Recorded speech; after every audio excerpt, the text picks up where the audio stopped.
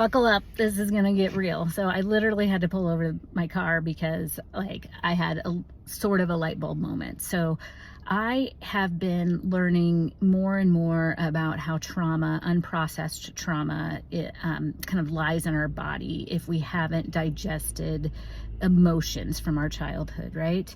Now I do have my doctorate. It's not an MD, so I'm not proclaiming to be a psychiatrist and an expert in this area. But I certainly feel prepared to synthesize the information that I have learned throughout the course of the years and apply it to my own life. So what I'm struggling with right now is figuring out some of the behaviors I have, the perfectionist behaviors, the people-pleasing behaviors, how much of it truly is my ADHD, which I was diagnosed with a little over 2 years ago. How much of it is my ADHD, or how much of it is adaptations that I learned through my childhood.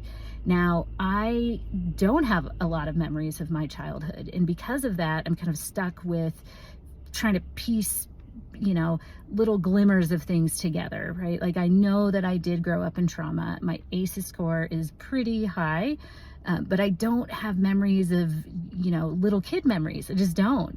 So I'm wondering things like, how much of my people-pleasing behavior is truly my ADHD or my trauma. And I know there's a lot of highly educated people in the world talking through this, but the reality is I don't know, and I'm not so sure I ever will know.